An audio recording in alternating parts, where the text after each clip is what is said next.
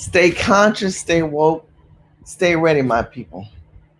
Because as soon as you drop the ball on that, that is where we fail. Good evening, good morning, good afternoon. This is Shirley's World. Yes, I'm coming on early in the morning, California time. I just felt like going live for those who want to listen in and chime in. Look at the title, right? The pattern of the Negro, the pattern of the Black community, and what is going on in our community.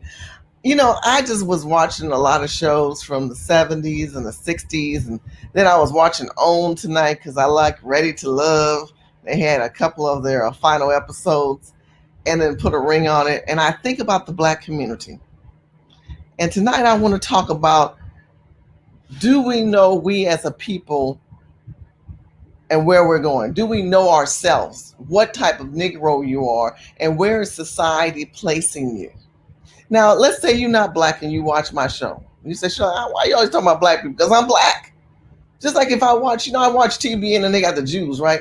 They talk about Jews help give money towards Jewish people. I want to say to myself and these ministers that are Black, why don't y'all create shows to help get these homeless Black people off the street? If Black people want to help Black people, but that's a whole nother show. I'm not going there. I want to talk about the patterns that I'm seeing and that I've seen from the past that still reflect our present times. And I just, I'm concerned because I don't know if we'll ever see a change in this new generation or the people that we see right now. And I think that's the challenge that I have within our community.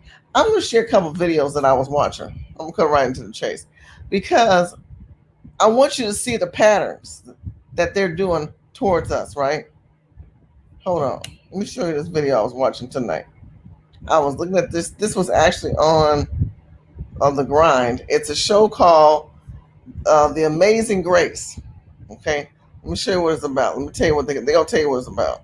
Grace is a widow who influences the local mayoral election in Baltimore, Maryland after she discovers her somewhat slow-witted neighbor Weldon J. Waters' gun is being used to run for mayor by shady politicians and the incumbent mayor to further his own self-serving re-election efforts. Grace knows the politicians have no interest in the betterment of the neighborhood and are only interested in getting their hands on the money that comes into it. She organizes some of the people in the community, and together they devise a plan to thwart the crooked politicians' schemes. 2. So this is my question. This movie came out in 1974. Has anything changed in this time frame since 74 to 2000, since 2021 that we're in right now? Because we see and we feel and we're living in the same patterns. Crooked politicians. Baltimore is one of the most filthiest, broke down cities in the country. They was broke down then, but it's really broke down now, right? And the restitution of thinking that these people are going to fix us, but yet there's patterns. So I found the movie on YouTube. Your girl do her homework. I want you to see the part where the politician is speaking to the people at the college of what he plans on doing. Now, this is 1974. Let me tell you, is there any difference today?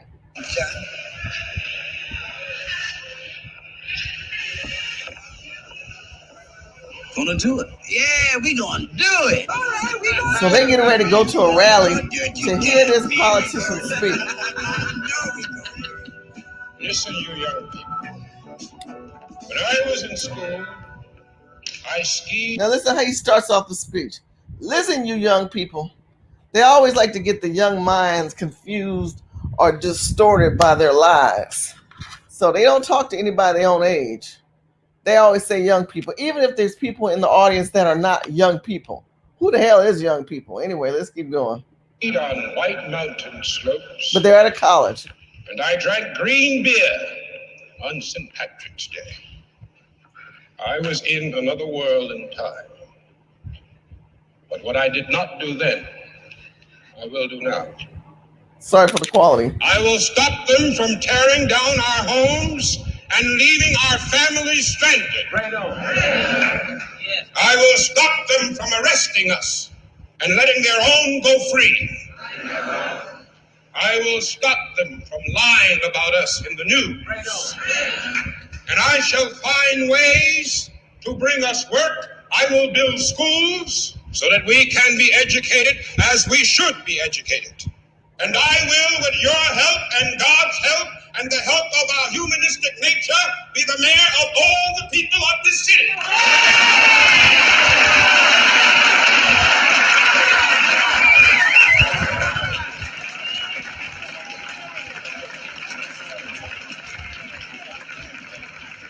I'm going to stop right here. I'm going to rewind this.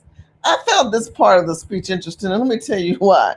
Because they still saying them same lies right now, and they ain't do nothing. Ain't do nothing. He probably ain't do nothing. Listen to this.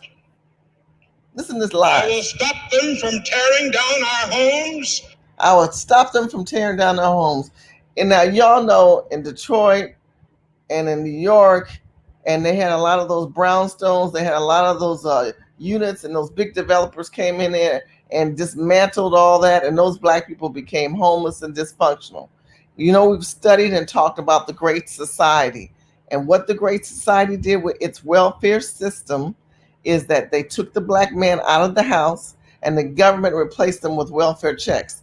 If the black man went to prison and he came back, he could not be with his girl or his wife because of the system saying she will lose her check.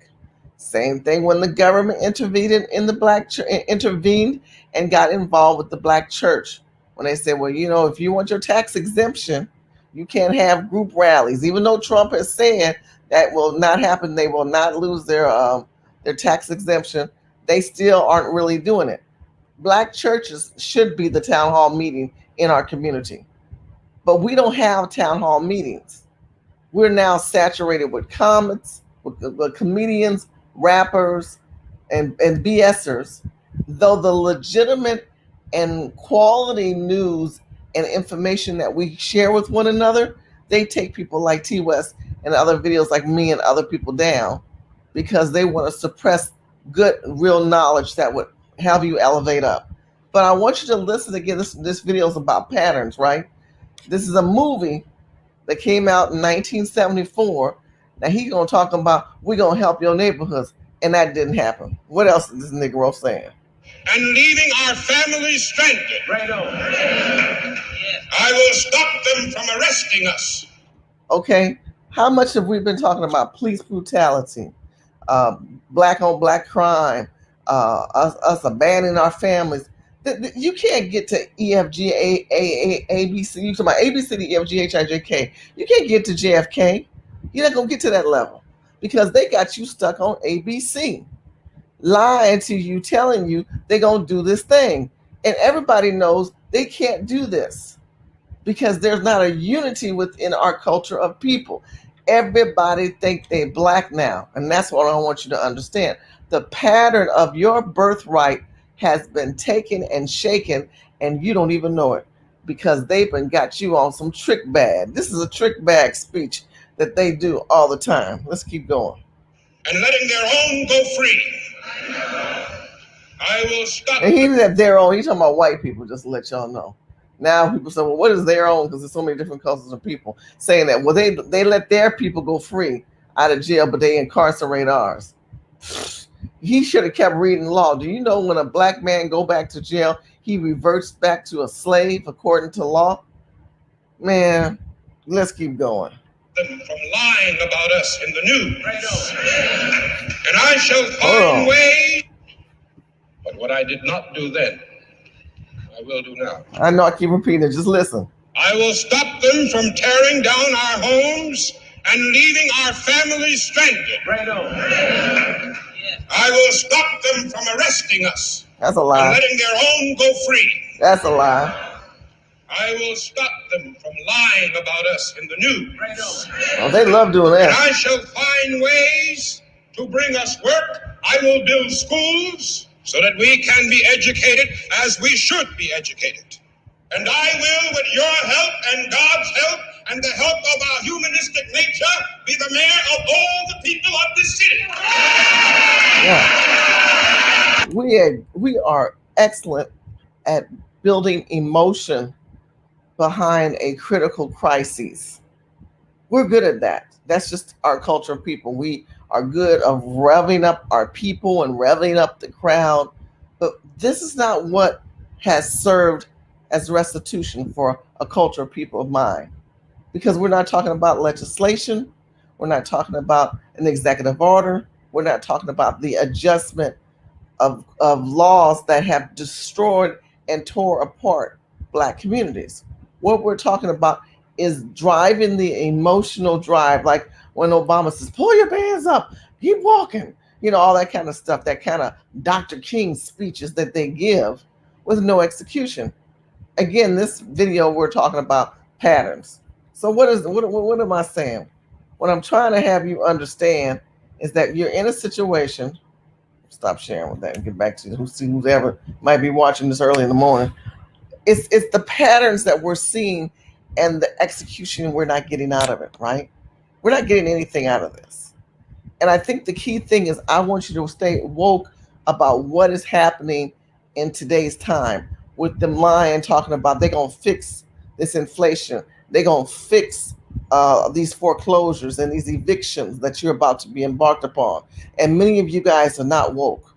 You still thinking that somebody going to come save you. There's no savior in this process. The due process is someone wants your house, they want your apartment, and they want you on the street. So you've got to have your plan of action. Let me show you another something which I found interesting. I was scrolling on Wonderful Line. If we're going to talk about the growth of black people as a nation, this was talking about the growth of diversity in Black America. This came out March 25, 2021, and the black population. The part I found interesting, well, let me just start reading and breaking down the article. The black population of the United States is diverse. Its members have varied histories in the nation. Many are descendants of enslaved people, while others are recently arrived immigrants. The black population also has nuanced ethnic and racial identities reflecting intermarriage and international migration. As a result, there are key distinctions in demographic and economic characteristics between different parts of the national black population, highlighting its diverse multitude of backgrounds. It says, while others are recently arrived immigrants. Now, who put these recently arrived immigrants in the black community? Who did that? Who did? You tell me who did that. Anybody can think who might be up this late or early in the morning in the chat room. Who asked? I didn't ask for these people to be engulfed in my community. Look how this article starts off. Black people, the descendants. Whoa, this thing is tripping. Hold on a second.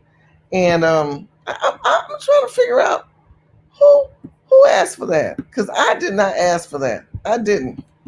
Hold on, I gotta stop just for 1 second.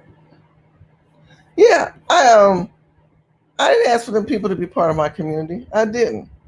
But for some reason, they want to add them into the conversation. So that's the question you have to ask yourself. Where are we going with this agenda when we talk about diversity, when we talk about inclusiveness that I did not, nor did you ask for, but they put them in our community. So now, when it comes to statistics and numbers, our numbers are diminishing. But to acknowledge that we do have some kind of power and strength, we now have to share our positioning with these people. And for some reason, the rest of y'all, it don't bother you. You don't mind sharing a little knowledge or sharing a little space with these people, which I do not care for. Look at this. While others recently arrived and immigrants. This is some BS right here. This line right. I saw this. I said, who wrote the hell this article? I'm going to play it for you again. The black population of the United States is diverse. Its members have varied histories in the nation. Many are descendants of enslaved people, while others are recently arrived immigrants. Recently arrived. They just got here. And they get the same rights as you Negroes. So now we're going to talk about Black Hispanics, multi-race, and single-race non-Hispanic. How did they blend into your community? I'm going to tell you how. Y'all always got these events where you're talking about the black and brown community, the black and brown community. Let me tell you who don't care about no black people is the brown community. Because when they do their things, they don't never say black and brown. But you Negroes always include these people, and now you're a diminishing number, and they are replacing you with their rights to your civil rights and to your political positions. The U.S. black population is also growing. In 2019, 46.8 million people in the U.S. identified their race as black, either alone or as part of a multiracial or ethnic background.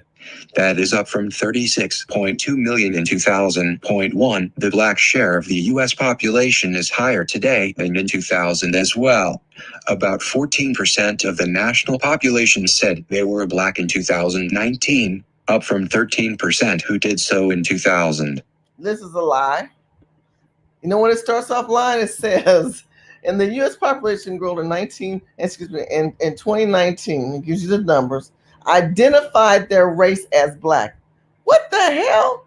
Who can identify themselves as black? So that means anything that moves with some color on identified their race as black. Who can do that? I cannot go and say, I'm going to identify myself as a Jew and get away with it. But you know why they get away with it with us? Because we have compromised and we have seen patterns of division and destruction. So my question to you in this chat room or even on YouTube and Facebook, anybody who watched this video, these are things that you need to be conscious of, how they are replacing you, or they are basically saying that you're growing when you are not, that they are the same, that we're all the same. That is not true. We're having an identity crisis, and we're having a population crisis, because we are the most suppressed and attacked people in this country, if people want to believe it or not. At the same time, the black population's racial self-identification is changing. Among those who self-identify as black or African American, the share who say it is their only racial or ethnic identification has declined over the past 2 decades. In 2019, 40.7 million, or 87%, identified their race as black alone and their ethnicity as non-Hispanic, while around 3.7 million, or 8%, indicated their race was black and another race, most often white and not Hispanic. Another 2.4 million, or 5%, self-identified as both black and Hispanic, or black, Hispanic. But these shares have changed since 2000. Then, 93% identified their race and ethnicity as black alone. Again, we're tied in with these Hispanics, this brown. You ain't said Asian. You didn't say Indian. Shout out to Pam Jammin. Thank you for coming on so late in the morning. Probably said, Shirley, what the hell are you doing up? Girl, I just felt like talking on the computer. And I was just reading stats and data. And I encourage our people, do your own damn homework. See the manipulation of government and of social means and structure and patterns. That's why I want you to see. See how they line in here, and they include non-Hispanics and Hispanics and people who identify themselves, self-identification, who identify themselves as black. Well, hell, that means a Jew could say, I'm black. And now you'll put their numbers into the statistics. Self-identify as black or African American. So an Asian can say they're black. I cannot say that I am another ethnic group. So this is the pattern that we're seeing. It's a pattern of let's include them, but while you're being inclusive with my people, you're also erasing the true factor and number of my people. And then you don't want to identify the history of my people. Hold on a second. The nation's black population is changing in other ways too. A growing share are foreign-born, the population is aging, though some segments are significantly younger, and a growing share are college graduates. These trends and more are explored in this report. Accompanying it is a fact sheet showing the demographic and economic characteristics of the nation's black population in 2019, based on the U.S. Census Bureau's 2019 American Community Survey. Findings for all black people, non-Hispanic single-race Black people, non-Hispanic multiracial Black people, and Black Hispanics are shown separately. A downloadable spreadsheet of findings is also available. I'm going to put this article in the link so you guys can get more in depth and maybe giving your opinion on this subject matter. Shout out to the people who are up with me in the chat room. I appreciate it. 65 Miracle High from Wisconsin. It's Connecticut, excuse me. New Haven, Connecticut. How you doing? Let me tell you something. If we think about the patterns, again, look at this, what they're saying. A growing share of foreign-born. These are foreign-born, but they call them Black. El Salvadoran, Guadalajarans. That's what they're trying to tell you. The Hispanics, the dark Hispanics, the Cuban Hispanics are going to be the ones that replace you Black Americans. They're replacing you, and you don't even see it. The English Black Americans, the people from England and Spain, and those people are replacing descendant of slaves. Because if you think about it, the descendant of slaves were number one.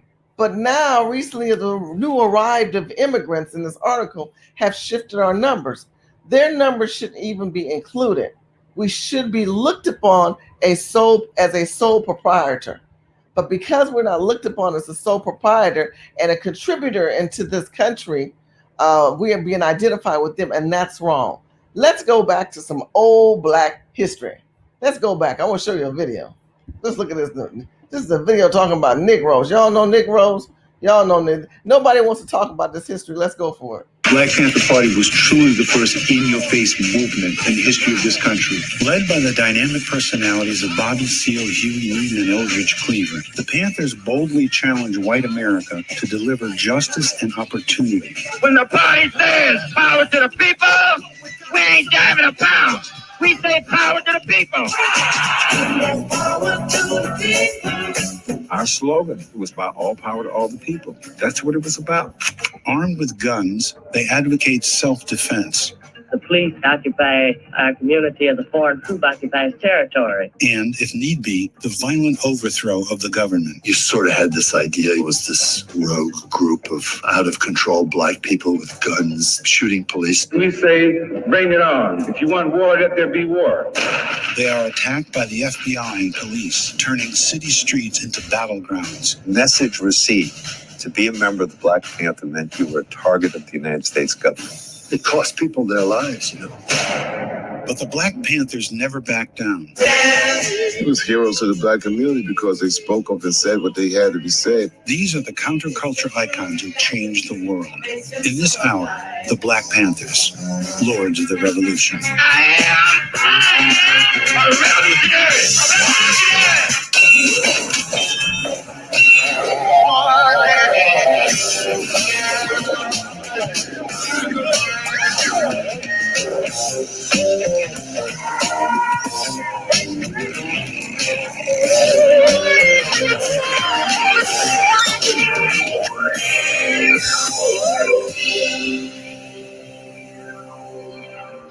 It's the mid-1960s, the dawning of the era of Black pride, and two visions of the Black struggle in America compete for ascendancy.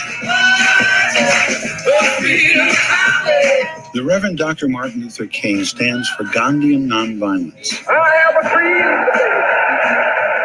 Malcolm X sees Dr. King as too cautious and unwilling to retaliate against white violence. We declare our right on this earth to be given the rights of a human being by any means necessary. In February 1965, Malcolm is assassinated, and by August, Watts is burning. 6 days of rioting in a Negro section of Los Angeles left behind scenes reminiscent of war-torn cities.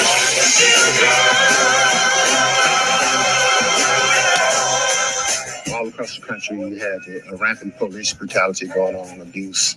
You turn on your TV, you see the civil rights marches in the South. You see the dogs being sicked on the marchers, being showered and beaten. The tide of nonviolence was changing in America. People had a more militant attitude, and it was led by young people. And we weren't going to take the same that our parents took. The new Black militancy is led by Stokely Carmichael and H. Rap Brown, who raised their fists in a rallying cry, Black Power.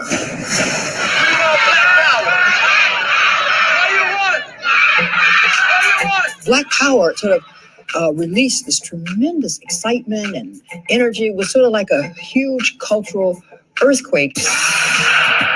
In a 3 to 5 year period, we went from identifying ourselves as Negro to colored to Black. I thought it was great. Black was beautiful. And it's that moment in which the Black Panther Party came to the fore.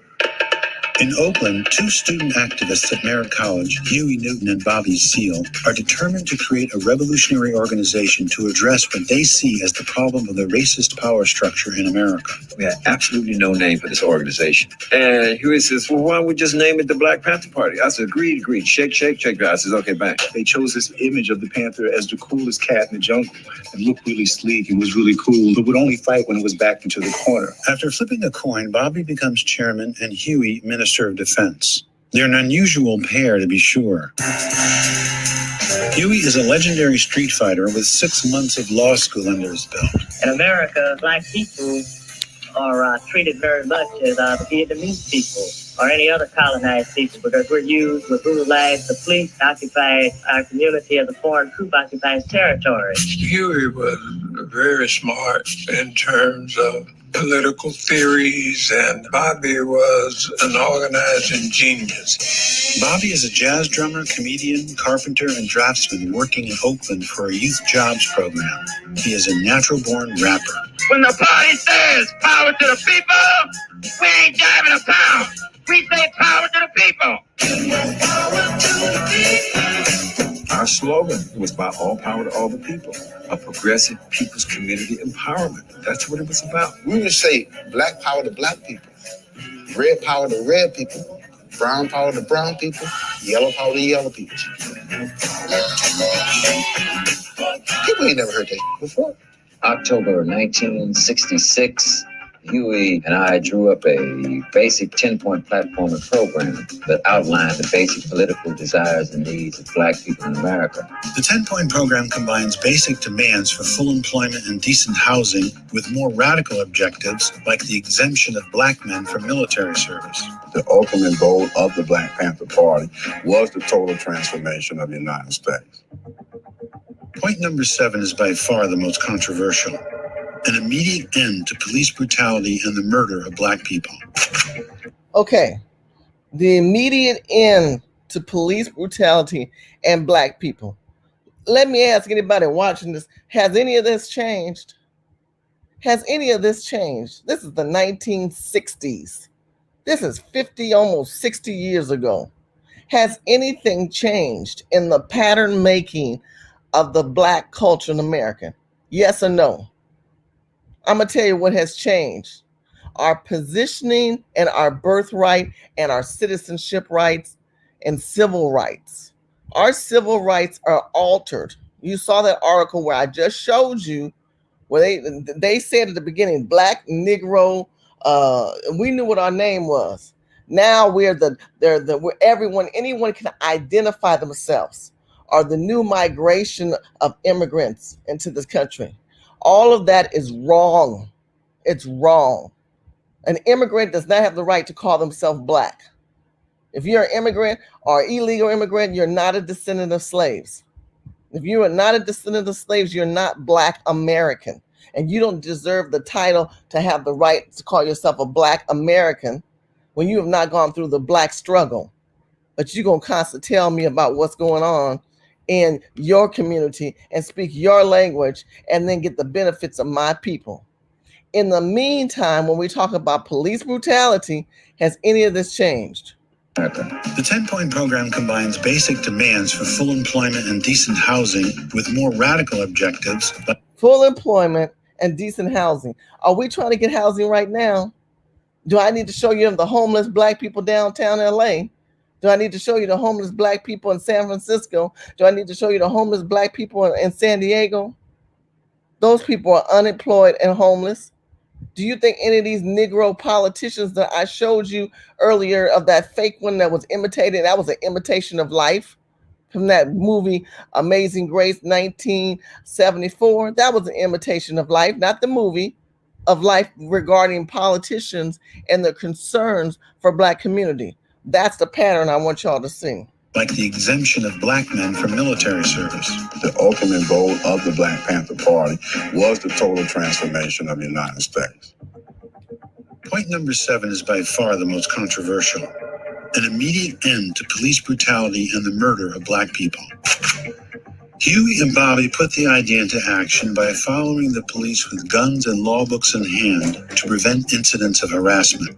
We were all armed with loaded weapons, as long as they were not concealed where they're not illegal under California law. And Huey and all his need to be precise and to the point.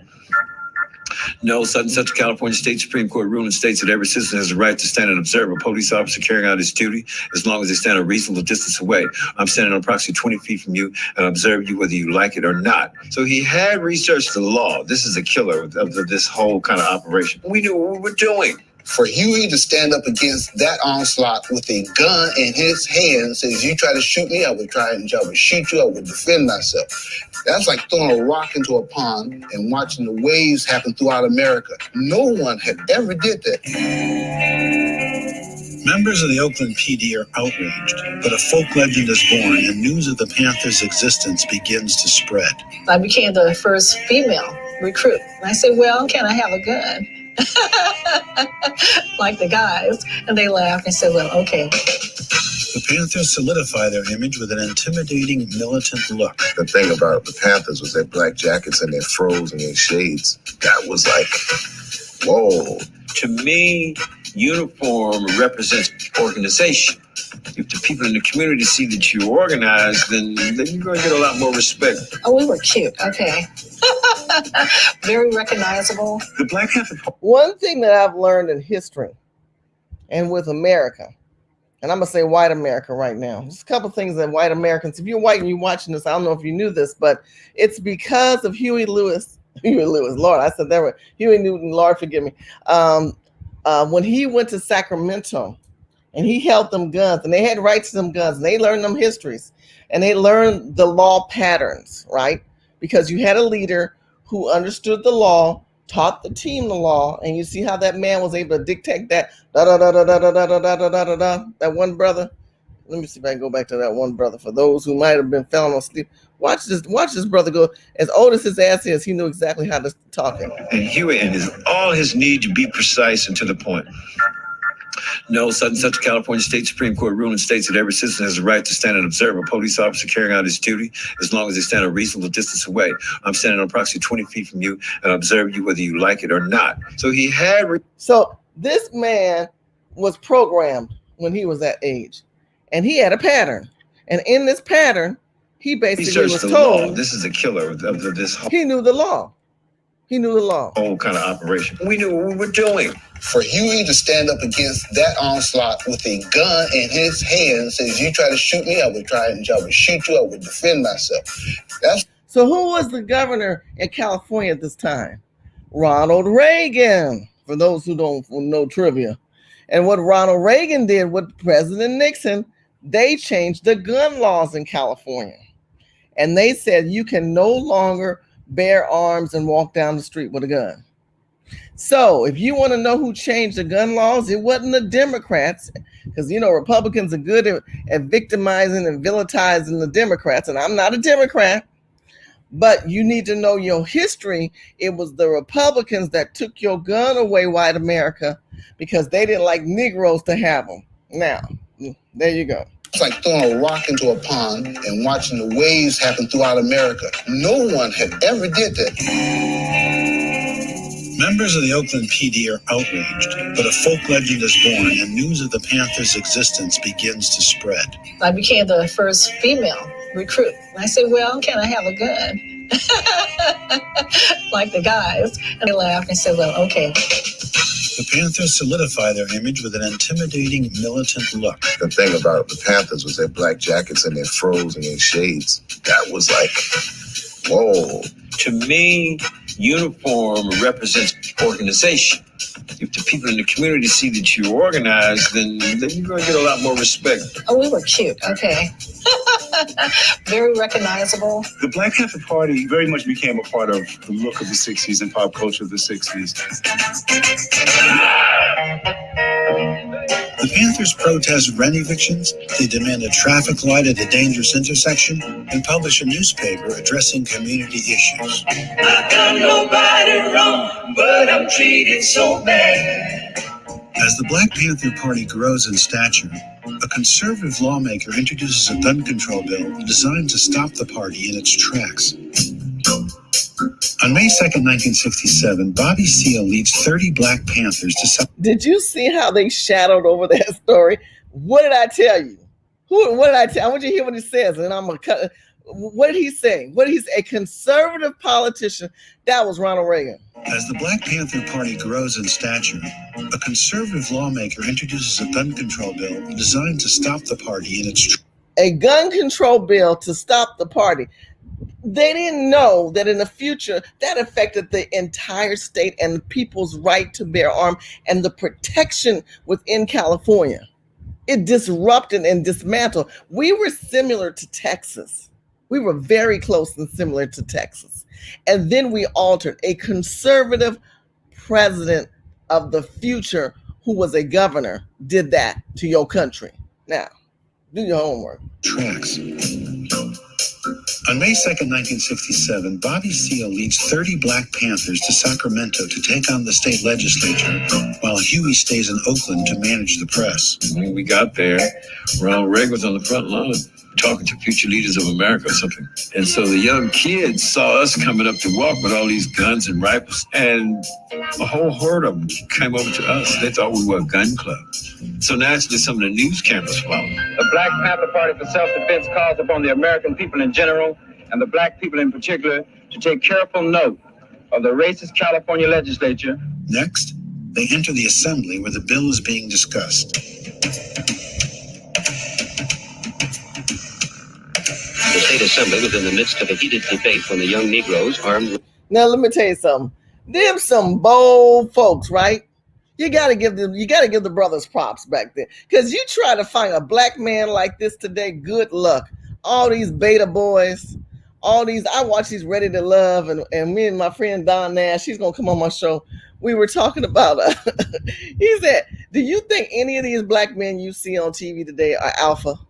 Well, a lot of these black men that you see ain't nothing but beta boys, even the nice ones that are nicely dressed. This is a bold black man to walk into a state capitol building with a gun, dressed in black, with an agenda to get their point across in an intellectual, articulate manner. They wouldn't even let you get that far. They'd gun you down. That's how heartless and ruthless America has become now. We have no voice because we have no intellect. Next, they enter the assembly where the bill is being discussed.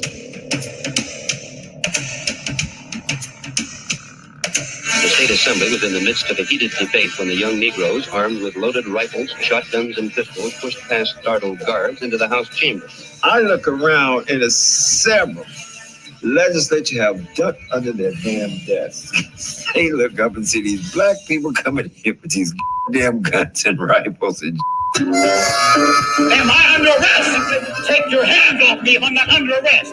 The police, of course, were dazed and confused, as you might say. But I'll tell you one thing, I was scared. As soon as the Panthers leave the state capitol building, they're swarmed by police. cops came and methodically arrested every last one of us. They violated the law by entering the chambers while the assembly was in session. I went to court and I was sentenced to 6 months in jail. They trumped up charges of conspiracy and felonies on everyone who went in to exercise a constitutional right. The events of this day have a polarizing effect. For Black America, the Panthers represent a new, in-your-face form of protest. That was what we call a colossal event.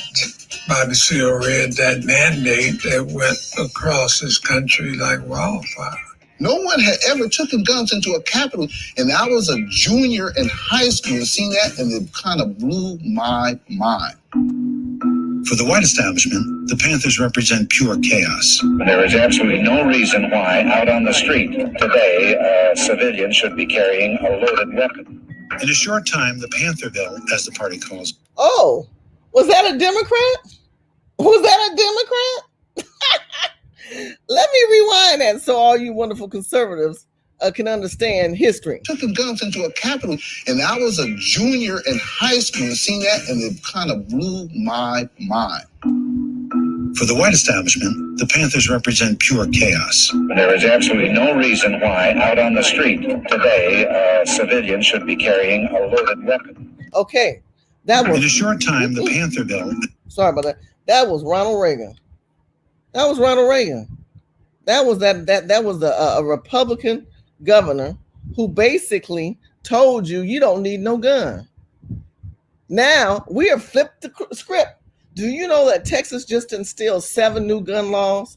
That was the way that this governor in Texas is saying, if you go to Texas, don't come into Texas with your liberal ideologies, because we are allowing everybody and their mama to shoot for whatever reason with a gun. Do not play with the people when you come here with your craziness. This is the total opposite of what Ronald Reagan would want it. As the party calls it, is passed. It is now illegal to carry a loaded weapon in California. But the government isn't going to stop there. The FBI is now watching the Panthers' every move. That was a lie. For the white establishment, the Panthers represent pure chaos. There is absolutely no reason why out on the street today a civilian should be carrying a loaded weapon. In a short time, the Panther bill, as the party calls it, is passed. It is now illegal to carry a loaded weapon in California. But the government isn't going to stop there. They called it the Panther bill. The Panther bill. Well, white people, let me help you out, white people. You dysfunctioned yourself by putting that bill into place. You dysfunction your whole state in the future by putting that bill into place. Because now you have extra total chaos. Where if you would have had people who had the right to bear arms, people wouldn't be shooting people like they do in Chicago and these liberal ass states. They ain't gonna shoot up people like that easy in them southern states. Because them people walk down the street with guns, they got guns in their house, they believe in guns, they got gun shows everywhere, they got gun stores everywhere in the South. Where in liberal states that were orchestrated by conservatives have dismantled the infrastructure of America that says you have the right to bear arms. So when we talk about how conservatives and liberals are so different and they're not the same, I beg to differ when I hear stories and learn history of cross patterns, because this would be a pattern a liberal would introduce or a Democrat would introduce, you would think. No, it came from one of the most historical conservative presidents in USA in the USA. The FBI is now watching the Panthers' every move. That was the wrong thing to do. You do not walk up the steps of any state capitol in the United States carrying rifles and shotguns and expect everybody to say, "Oh boy, isn't that nice?" They were lucky they weren't shot right there.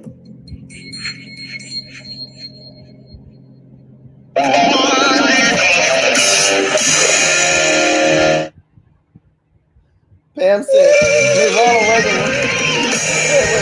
Wait a minute, Pam, what did you say? Pam said, may Ronald Reagan may he rest in hell. Sure, I don't know where Ronald Reagan is, but there's some patterns of Ronald that we like, and there's other patterns some people don't like. Fast forward, here we are in 2021, and we see the aftermath of all these bad pieces of legislation. Lala said that the NRA helped pass the bill. Well, I'm telling you, I wonder who's on whose side or who's zooming who. Let's keep going, folks. It's 1967 and the hippies flocked to San Francisco to celebrate. Oh, by the way, for YouTube purposes, this is an educational video to explain and to acknowledge history in its entirety. We do this to help the community and grow the community. There's no money, there's no profit being gained from this. It's just all about entertaining and acknowledging and enlightening history. Let's keep going. Celebrate the Summer of Love, while in Detroit and Newark, racial tensions with police erupt in violence, leaving the cities in ruins. It has been months since the Panthers stormed the state capitol. As a result, Chairman Bobby Seale is serving 6 months in jail, along with most of the membership. Huey Newton, Minister of Defense, is struggling to keep the party together. Huey came to see me in jail. He said the party's over. we lost the office. I said, well, Huey, when I get out, I'll reorganize everything. Next thing I know, Huey is arrested and he's also wounded, shot in the side. Early on the morning of October 28th, Huey is stopped by police. A quick and deadly gun battle erupts, but it's unclear who fires first. The facts: 9 shots, 1 dead policeman, another wounded, a bloody law book on the street, and Newton shot. He was seriously wounded, taken to the hospital, where on the operating table, he found himself surrounded by policemen who threatened him. Newton recovers from his wounds, but is charged with murder, thrown in jail, and is now facing the gas chamber. I'll only tell the truth and express my innocence, which I am innocent. With founders Huey and Bobby in jail, a new and provocative leader emerges, Eldridge Cleaver. His best-selling book of prison writings, Soul on Ice, has made him a media sensation. Eldridge Cleaver became a pop icon. He was a best-selling author. He was an ex-convict who admitted that he was in prison for rape. He was crazy, but brilliant at the same time. This is a combination that people weren't quite prepared for. But his attitude was ready or not, here we come. We are not in a mind to sit around to observe this and to build monuments to Huey or to sing songs about Huey. We will go down with Huey. Okay, so let's talk about patterns. You know who this is, right? That was the lady who you saw with the dreadlocks. This is her during that time frame. We're talking about patterns in this video. So Huey got dropped the ball. He didn't drop the ball. He got incarcerated, right? The other guy, Seals, he got incarcerated. So then this other brother, he stepped to the plate. I want to know, where is the alpha black male today that is not stepping up to the plate? We got a lot of brothers online doing a lot of these talks. They good about downing a sister, talking bad about a sister, talking about society. But none of these brothers are like these black men that you see in this video. What happened to the alpha black male? That's my question. Anybody want to answer that for me? Let me know. Eldridge and his wife Kathleen together stepped forward as the primary spokespeople for the party. All power to the people! If Eldridge was the minister of information, she was the mistress of information. She became like the spokeswoman of the Black Panther Party. Everybody knows that all the people don't have liberties, all the people don't have freedom, and all the people don't have power, so that means none of us do. Kathleen Cleaver was like the ideal symbol of black beauty in terms of what a revolutionary black woman was. Dig it? Isn't it beautiful? All right. Eldridge and Kathleen put together the whole defense committee on trying to save Huey's life.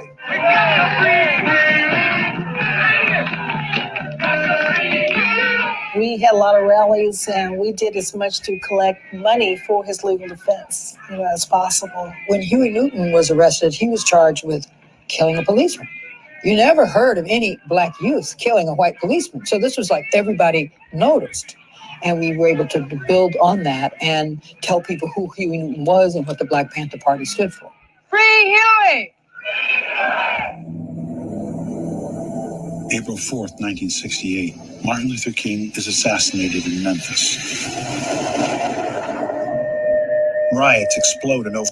I'm going to address Lala Papa said Kathleen Cleaver was a sellout. That's a whole nother conversation.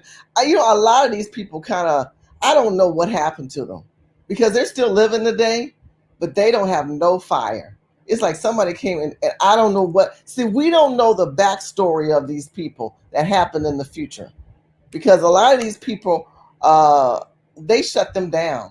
They shut Angela Davis down. They shut her down. Half the rest of them got shot and killed. This is all out of California. This is California. All this rise and acknowledgement of black empowerment, it fused from California. So that's what I'm telling you. We had 30-40% of the population at the time. We were huge in California in black numbers. Now our numbers are detriment. They're demolished. They're destroyed. And part of it is because black people at that time, they wouldn't speak up. We got all this warring going on. We got all that put in place. But in the end, what are we at right now? We're still in the perpetual hamster cage of police brutality, homelessness. We need jobs, leverage money, not latitude, are given to us, And what the problem is the politicians, like I showed you the pattern of that politician telling that they're going to fix all this, they all lie, like y'all saying in there. Let's keep going a little bit. I'm going to go a little further. Over 100 cities across America.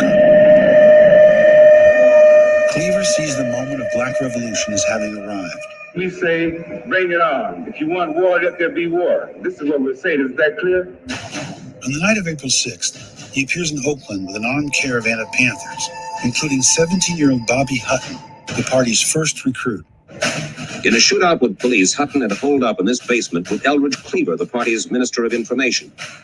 Cleaver came out of the house stark naked, defenseless. Hutton ran, police said, and died.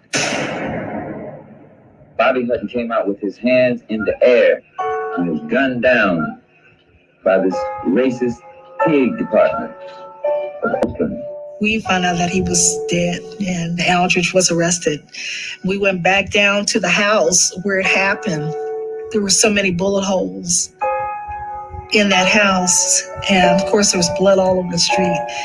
And it was the most sickening sight I ever saw. I walked through. It's just eerie. It's not a police action. It was war. The Black Panther Party is now under siege. Community empathy swells during Hutton's funeral, which is attended by thousands, including Marlon Brando, signaling the growing support of Hollywood figures.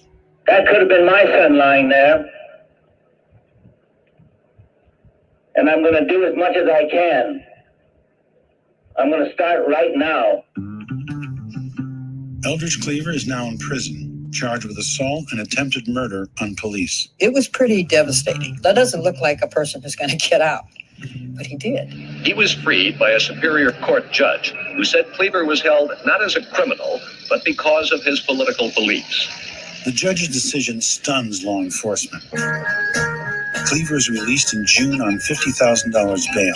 The Peace and Freedom Party nominate him for President of the United States, and he emerges fired up to confront the entire California white establishment.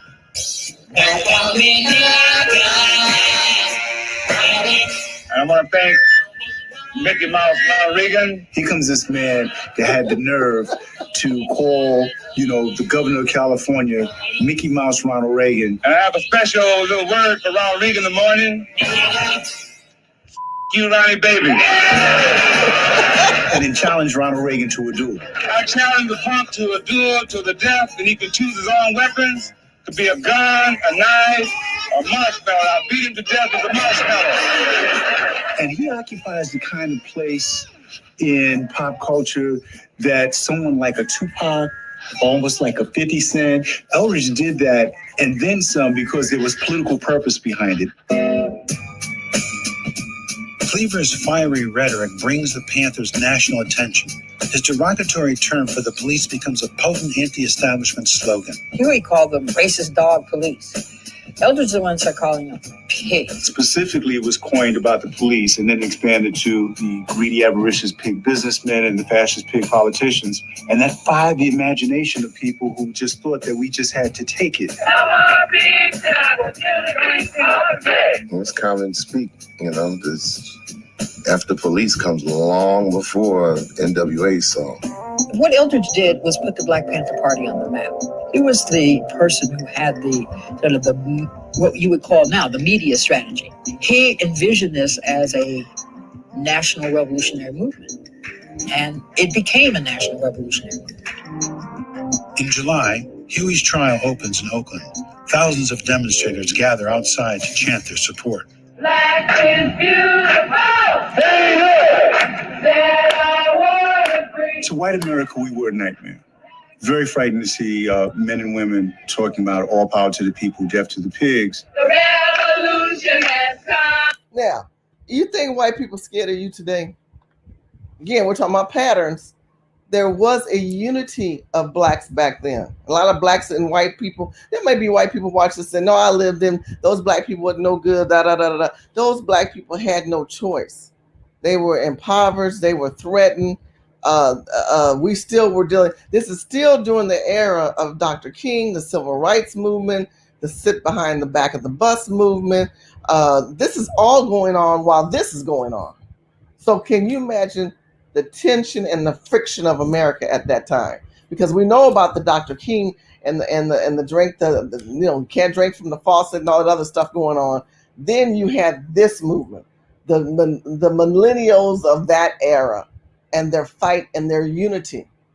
If we could have a similar movement in the sense of a unified, organized, intellectual approach to the pattern, could that create friction and bring awareness of who the real Negroes are versus being replaced? That's my question to the people.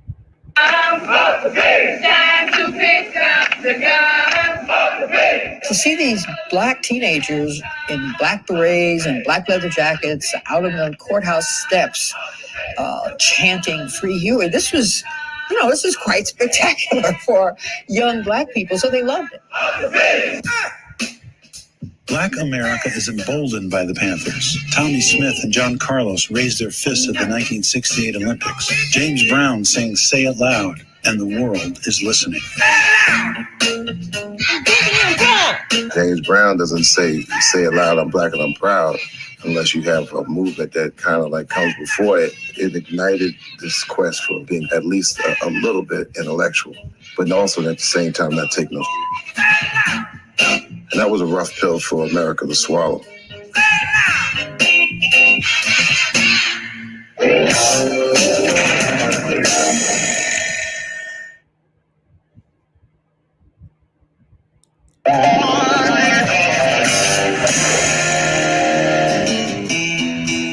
By the summer of '68, the Free Huey movement has helped build the Black Panther Party into a vibrant national organization with over 5,000 members. Now, Huey Newton is a hero to many young people.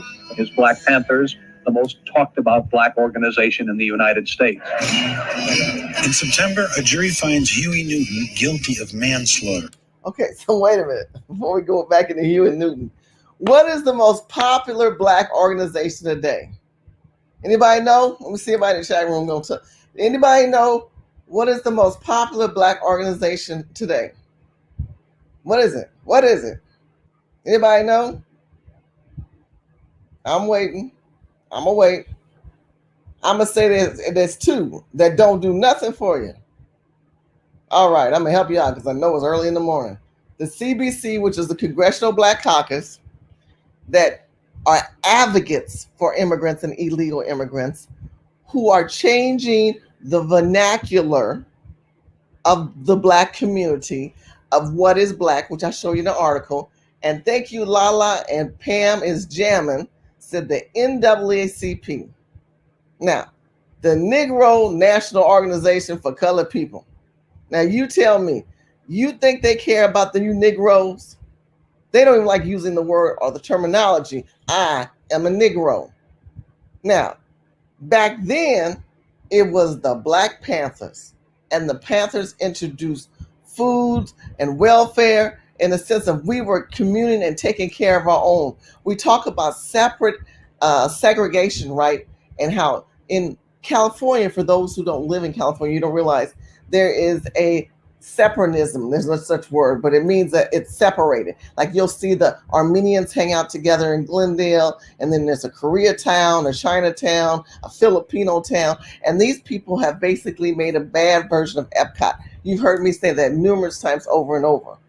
We were like that, but they filtrated in our community and they divided us up. And we no longer had that unity because they were scared and threatened of what was arising within a nation of people who wanted rights, because our rights were always being altered or taken away. Let's keep going. Sentencing him to 2 to 15 years in prison. That November, Eldridge Cleaver learns the decision granting his release has been reversed. He's headed back to prison. The 33-year-old Cleaver has spent half his life behind bars. He said earlier this week that he can't go back, and so Well, I said in the chat room, NAACP is now dysfunctional and no longer useful. No, they could be functional and they could be useful, but they don't want to be. I think a lot of these people are paid off and they are purposely shut down to keep us at array and dysfunctional with each other. Okay? I'm sorry. So the question remains, will Cleaver surrender later today? What would you like him to do? Not go back to prison. Is there any way it can be avoided? Yes. In what way? Just don't go. Rather than go back to prison, Eldridge went underground. So he disappeared in November 1968. Do you know where he is now? No. What about Eldridge Cleaver? Is he in Cuba and is he happy there? I don't know where Eldridge Cleaver is. I assume that he's somewhere in the third world. With Huey in jail and Eldridge on the run, Bobby Seale uses the momentum of the party's growth to institute a series of social programs. The Panthers are proudest of their free breakfast program for black children. Panthers say that 6,000 children are served breakfast across the country each week. I had 5,000 members in 49 cities throughout the United States of America. So I said, we're going to help organize and unify people in opposition to this power structure. We're going to serve the damn people. The Free Breakfast Initiative is just the first of the party's survival programs designed to educate and organize the people. I was actually in the Black Panther Party lunch program. I'm hungry, I'm out here playing, and these lunches are slamming. It was from the Black Panther Party. Whoa. Free your week. Soon the Panthers open a liberation. Look at this. Look at the unity and how beautiful these little children looked. But y'all ain't never seen. Y'all didn't know that they were recruiting these little kids and making them Panthers. I bet y'all didn't know that. And I bet y'all didn't know that they had them free lunches. See, we were taking care of ourselves. We were educating ourselves. We were feeding ourselves. And we were moving on. I don't know if this kid over here is black. Didn't I see that one over in the corner? It don't matter. The fact that you see your people looking clean and organized and having an agenda, come on now. Come on now. School, establish free medical clinics, and give away food and clothing all over the nation. That's what the Black Panther Party is about. We're about serving people really. So many of our programs were the predecessors for programs that we take for granted now. This was clear evidence of social commitment, but they focused in on what they would like to call criminal behavior. As the Panthers gain members, you get organized, you put your people together, you get them food, right? You get them food, you give them positions, and now you're organized crime because you're trying to level up. It's all about leverage and money and power. Remember that. Money, numbers, and powers. How many times I said that? Money, number, and power. That's all this is about. You see these black people, they leverage it, they getting organized, they cleaning up, they educating their children, they're feeding them, they're getting them medical. Oh, we can't have that happen. They need to stay the scum of the earth. That's what they're about to do right now. So I said, we're going to help organize and unify people in opposition to this power structure. We're going to serve the damn people. The Free Breakfast Initiative is just the first of the party's survival programs designed to educate and organize the people. I was actually in the Black Panther Party lunch program. I'm hungry, I'm out here playing, and these lunches are slamming. It was from the Black Panther Party. Whoa. Free your week. Soon the Panthers open a liberation school, establish free medical clinics, and give away food and clothing all over the nation. That's what the Black Panther Party is about. We're about serving people really. So many of our programs were the predecessors for programs that we take for granted now. This was clear evidence of social commitment, but they focused in on what they would like to call criminal behavior. I want to pause it again back to criminal behavior. Do you see how these black and I know I keep stopping it right. This is very important to me. I know I'm being very redundant with this, but I just want you to see, look how all this food, we took care of each other. And do you know that these are not liberal black women? These are black women who love their black men. Really? Do you see how these are black men and their woman is behind their men? See how the woman is behind the man? You think you see that today? I just find it interesting how y'all don't even know your own damn history, how they done broke these patterns of how we were strong people. We were strong people that had a unified format about family, about God, about who we feel we are in this country. You had strong black women standing behind strong black men. Now you got a bunch of liberal women behind a bunch of beta boy men and bisexuals, transgenders taking your title. Hot freaking mess. Many of our programs were the predecessors for programs that we take for granted now. This was clear evidence of social commitment, but they focused in on what they would like to call criminal behavior. As the Panthers gained members, they moved directly into the sights of FBI Director J. Edgar Hoover, who declares them the greatest threat to the internal security of the United States. The late 60s, Hoover ordered the FBI to start an aggressive campaign against the Black Panther Party. No one could question his authority, and if they did, they're gone. Formed in 1957 to target communists, Hoover's counterintelligence program, known as COINTELPRO, is now aimed directly at the Panthers. We were being infiltrated at a rapid rate. Every 4 or 5 people was an FBI informant. They said, hey, we want you to infiltrate the Black Panther Party, which I did. I was from the hood, so I knew what to say and how to say it. In his memos, Hoover warns his agents to be on the lookout for a, quote, black messiah who could unify and electrify the black nationalist movement. Okay, this is what I call black on black crime. This is what I call black on black people killing black people. You know how we talk about a black on black crime with Chicago and black shooting blacks? This is the same thing. Because all they do, you know who your own worst enemy is? Your own people. Now, this Negro just told you he filtrated within the Black Panthers to be an informer for the white people. Now, what did he get out of it? Did he get any money? Probably. Did he get any position of power? You look at the Negro now, he ain't nobody. He probably don't even work for the FBI anymore. Look at this Negro. Look at this Negro. In his memos, Hoover warns his agents to be on the lookout for a, quote, black messiah who could unify and electrify the black nationalist movement. In Los Angeles, the FBI perceives such a leader in Al Prentice Bunchy Carter. Together with Deputy Minister John Huggins and his wife Erica, the party is gaining power by organizing LA. With his wife Erica. See how there's a unity of these black men with a black woman. A black man. Do you see the patterns? This show is called Patterns. What happened? They broke our pattern up. We don't see alpha black men with alpha black women. We see a whole bunch of alpha black lesbians. That's what you see, a bunch of fucking lesbians who want to eat each other and not have a black male or want the beta man to be suppressed. So we're now a dysfunctional culture of people, on top of the fact that you had black on black crime, meaning that blacks that came in and kill each other. Like who killed Malcolm X? A black man. Who kills the black children and black people? And who gives them the guns? Who gets into their head? White America. Patterns. Gangs. The FBI conceives of a scheme to neutralize the chapter by exploiting an existing feud with a rival black nationalist group, the US organization. The FBI wanted to pit one group against the other,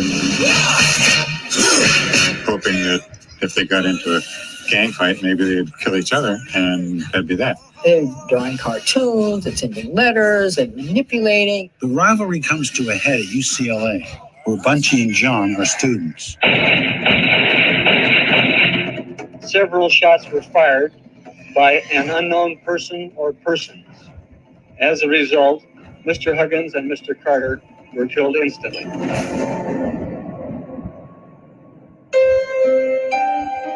I first heard about it from a fellow agent on the squad that 2 informants had just killed 2 Panthers on the UCLA campus. The US organizations were running dogs. Do they work for the FBI? At this time, we have not identified any particular suspects. Did you capture the 4 men who went out the building? No. My daughter was 3 weeks old, and so I wasn't on the UCLA campus. I got a phone call from the Black Panther Party office in South Central. A friend said, Erica, 2 brothers have been shot. And of course, in that moment, I knew exactly what he meant. And then I said, are they dead? And then both of us were silent. And he said, yes, they're dead. It's a sort of one of those horrible turning points. And after that, everything else is different. Over the next several months, there will be raids in cities across the country. On April 2nd in New York, 21 Panthers are arrested in a pre-dawn raid. The door flew off the hinges, and I was thrown to the floor and handcuffed and whizzed down to Manhattan Supreme Court. And I remember walking in and seeing, it seemed like every Panther I knew there, also in chains. The grand jury has returned an indictment containing 12 counts, all felonies, charging members of the Black... So I want to ask you, again, like I told you, where are the Hispanics? Where are these Afro-Central Latin community people? Because these are the people that claim they want to be with us. They want to be one of us.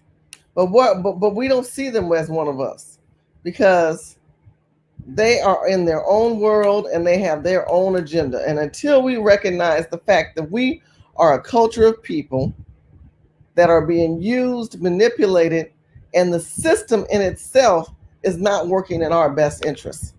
And what good, these people laid their life down for you. Huey and all them people, they laid their life down for you. All those black women that stood behind that black man who knew their place. And those women were never less than. They never were less than. But we live in a society that will tell you that we are going to be less than. You know, I wanted to go back on the story that, who was it? Pam and Lala had said, which is so true. Y'all said that the Black Panthers were kind of like the first ones that introduced the food bank, right? And that's so true. They're the ones that did the black, oh, here we go, the WIC, the introduction of the WIC system. The Black Panthers were the one that created that platform. The Black Panthers were the ones that did the food banks. I bet you a lot of y'all didn't even know that. And then we talk about the practicing of Ronald Reagan and his instrumental moves in dismantling California's gun rights, because they called it the Panther agenda. No, mister, what you did was you dysfunctioned the whole state's agenda. If we have to realize that there are patterns, for those who just chimed in, thank you for chiming in. Make sure you get the like button and clear and share. I know this is early in the morning. Y'all see, I cannot believe Shirley is talking early in the morning. I felt like going live, so you know how I go. I wanted to stop and just kind of take a break and have you to understand the importance of that. Because if we don't understand that the patterns in this country are dysfunctional and they have an agenda, they ain't trying to help you. They are not trying to get you to the next level. So until you realize that next level is not happening, you're going to be doing just like when I showed you right here in this article, where it said, like I told you, the new recently arrived immigrants. Okay, y'all need to look up this article, the growing diversity of Black Americans. Who told these people we want to be diversified in this manner? Who sets the tone? This lady who wrote this article, when she made her assumption and she started infusing the Hispanic communities that weren't even during that era of foundational Blacks who have suffered. Now, we're just talking about the era of the Black Panthers. We ain't even talking about Black Wall Street. We're not talking about the lynchings that took the Willie Lynch lynchings. We're not even talking about the Black Cabinet. We're not talking about those. We've talked about that in the past. Do your homework on all that. We're just talking about the Hispanic movement, and they identified themselves as a race of Black people. See this part right here? Identify themselves as a race of people. Who can do that? These are foreigners that have self-identified. Here's another section. I self-identify. Were they self-identifying themselves when the Black Panthers were going on? They didn't even acknowledge their existence. They were foreigners. They weren't even immigrants. Panther Party with the conspiracy to bomb New York City department stores. People calling us the New York Panther 21, and people were calling Now, you remember they filtrated within the party, meaning the Black Panther Party. And they had these people come in, and they had to break them up, so they had to start creating lies. How many times do we know in the Black community the cops would pull you over and plant drugs on you? This is the hatred that they have for a culture of people, for you people who don't understand what Black people have gone through in this country. They planted the stuff on these people. They filtrated within the community as people, and yet they showed you part in this video what they were doing to help their own people. So when people say, oh, y'all lazy, y'all don't want to work, y'all don't want, that's not true.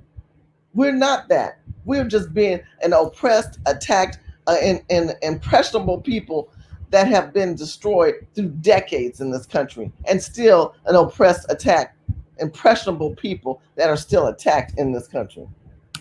As political prisoners, and this wasn't a joke. They intended to give us 300 plus years. The growing presence of FBI informers is causing Panthers to turn on each other. In New Haven, Panthers torture and murder a suspected informant. The investigation began yesterday afternoon following the discovery of a slain man lying in a river in Middlefield. Police arrest Erica Huggins, founder of the New Haven chapter, and other local Panthers on conspiracy to murder. Bobby Seale is also indicted. They wanted Bobby Seale. That's what they were after. And the claim was that Bobby had ordered the death of this man and that I had encouraged him to do so. The Black Panther Party is now reeling and on the defensive, but not about to back down.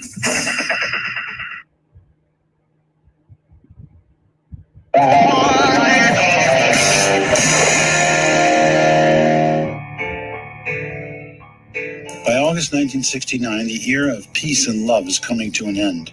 President Richard Nixon declares war on student activists, hippies, and radicals. Black Panther Party Chairman Bobby Seale, in addition to his New Haven indictment, is arrested for charges connected to protests outside the 68 Democratic National Convention. You had Huey in jail on the one end. You had Eldridge Cleaver in exile, and they probably said, damn, we missed the guy. This is the guy we should have put in jail in the first place. The indictments against the Chicago Eight accuse Seale and 7 white radicals of conspiring to incite a riot. Denied the attorney of his choice, Seale demands the right to represent himself. He showed up without a lawyer, and he stood up to make an opening statement, and the judge told him to sit down. And he kept talking, and he said, I have the right to represent myself. Now, see, if you deny my right, I see you as only as a racist, a fascist, and a bigot. That went on for several days until they chained him, gagged him. They leg cuffed me with metal cuffs, metal handcuffs to a metal folding chair. Put some tape over my mouth. And so I said, I want my constitutional right to defend myself. It was frightening. You could hear him through the gag. Now, is that deep? They want that nigga to shut up. And he said they went for days. They said, no, we're gonna give you an assigned attorney. This is how what rights do you really have as a Negro in this country when you take the Afrocentric black man and you won't let him speak his piece? And he continues to know his piece. They know he was educated. They know he was knowledgeable. But what did they do? They gagged him, put chains and tied him to a chair. Now, how humane is that? How humane is that madness? This man's still living today. That's the one who's narrating with the hat on. Not him. The indictments against the Chicago Eight accuse Seale and 7 white radicals of conspiring to incite a riot. Denied the attorney of his choice, Seale demands the right to represent himself. It is him. He showed up without a lawyer, and he stood up to make an opening statement, and the judge told him to sit down. Sit down, nigga. And he kept talking, and he said, I have the right to represent myself. Now, see, if you deny my right, I see you as only as a racist, a fascist, and a bigot. That went on for several days until they chained him, gagged him. They leg cuffed me with metal cuffs, metal handcuffs to a metal folding chair. Put some tape over my mouth. And so I said, I want my constitutional right to defend myself. It was frightening. You could hear him through the gag, fighting. So I said, clang, clang, clang, clang. And I'm making noise. You can't have a trial with some guy chain shackling gag. And they recessed the court for the day. The courtroom sketches of the bound and gagged Bobby Seale provoke an outrage that resonates far beyond the Black liberation movement. And I saw that he had 16 pieces of adhesive tape strapped across his mouth. I knew that we would unite in this country to stop this trial. As the drama of the trial plays out, a charismatic 20-year-old named Fred Hampton becomes the leader of the Chicago branch of the Black Panther Party. Black people need some peace. White people need some peace. And we are going to have to fight. We're going to have to struggle. We're going to have to struggle relentlessly to bring about the peace.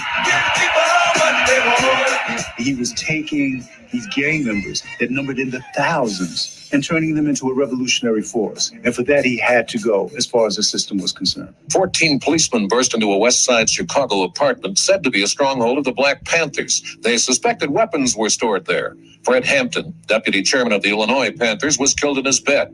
Mark Clark, a friend from Peoria, was also shot to death. Chicago officials claim that the police have defended themselves accordingly when attacked by Panthers.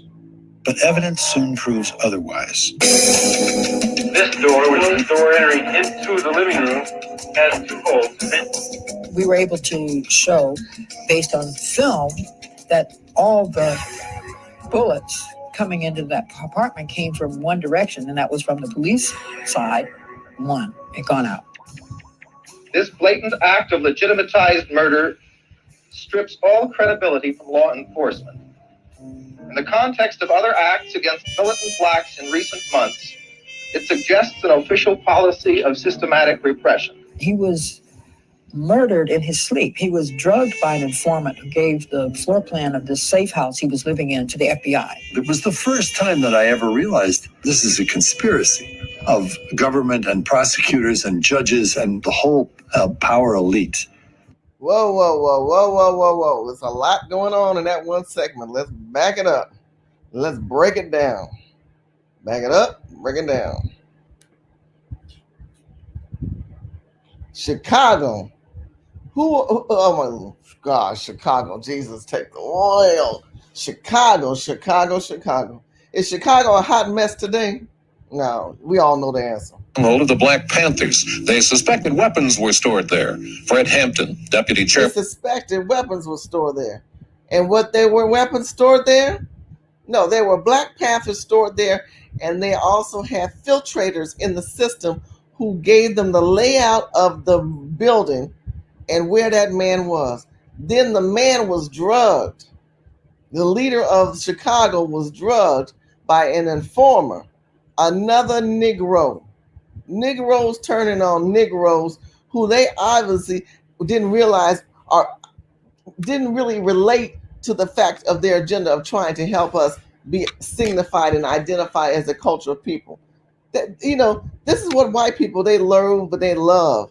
They love the fact that we turn on each other. We turn on each other, not them. And then we just pass the plate on. Chairman of the Illinois Panthers was killed in his bed. Mark Clark, a friend from Peoria, was also shot to death. Chicago officials claim that the police have defended themselves accordingly when attacked by Panthers. But evidence soon proves otherwise. This door, which is the door entering into the living room, has 2 holes in it. We were able to show, based on film, that all the bullets coming into that apartment came from one direction, and that was from the police side. One had gone out. This blatant act of legitimatized murder strips all credibility from law enforcement. In the context of other acts against militant blacks in recent months, it suggests an official policy of systematic repression. He was murdered in his sleep. He was drugged by an informant who gave the floor plan of this safe house he was living in to the FBI. What? He was drugged in his sleep. They drugged the nigga in his sleep. And then one of them informant Negroes gave to the cops the layout, so they knew exactly where that boy was sleeping. And they knew exactly the type of bullets that would penetrate that room and get to where that man was sleeping and take him out. Child, you don't know who your friend is. Yeah. It was the first time that I ever realized this is a conspiracy, of government and prosecutors and judges and the whole power elite to destroy these people. Government and politics and politicians. Has any of these patterns changed? Somebody tell me, has any of these patterns changed? Ain't none of these patterns changed. I know I keep reversing it.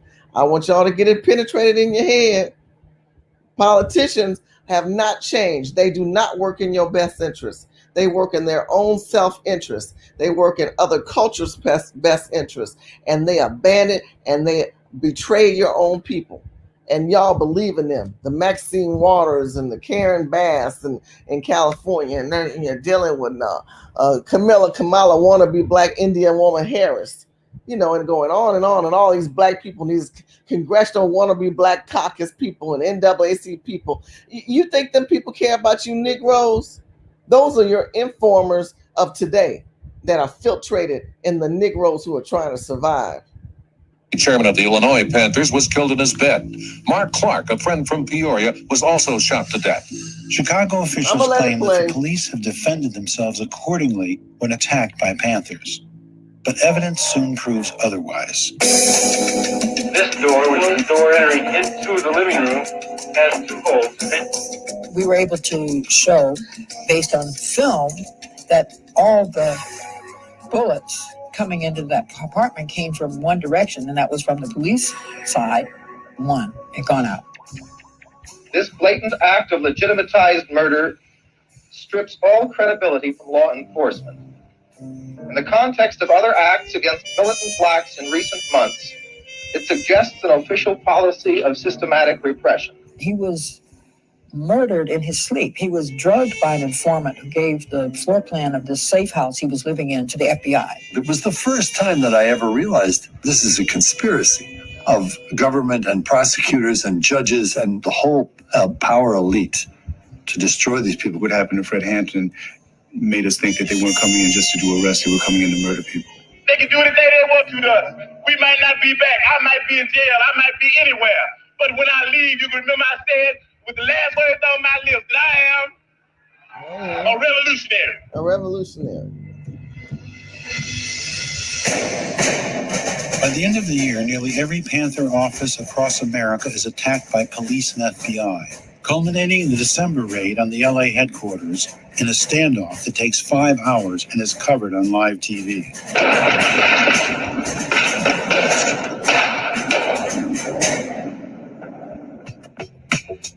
For the first time, mainstream news organizations begin talking about the genocide of the Panthers. Message received. To be a member of the Black Panther meant you were a target of the United States government. The events of the year set off an outpouring of support as the Panthers raised mass organizing to a new level. Free the Panthers off the bed. Free the Panthers off the bed. Part of my job was to coordinate all the massive rallies of support and so forth. Black Panther Defense Committee are calling for a mass rally to be held May 1st in New Haven. When big men came and they needed a safe house, I got sort of pulled into it. A nice white kid from the suburbs who volunteered his father's apartment for the largest Panther I ever saw in my life, and his white girlfriend and his automatic. I thought, God, if my father walks in now, it's going to be to pay, man. Attention to the Panthers' struggle for survival also draws celebrities to the cause. Bert Snyder, producer of Easy Rider, Candace Bergen, Jane Fonda. These were all folks who related to what the Black Panther Party was doing. I found myself winding up in places like Jane Fonda's penthouse, talking to wealthy people about what was going on in the Panther 21 case. It wasn't lost on us that it was a little bit of a paradox in a trip to be in someone's gorgeous townhouse. But we thought that if they were willing to donate, that we would take this money and that we would do good with it. In August 1970, with Panther support at its peak, Huey Newton is released after nearly 3 years of incarceration. The members and admirers of the Black Panther Party were gathered by the hundreds at the Alameda County Courthouse.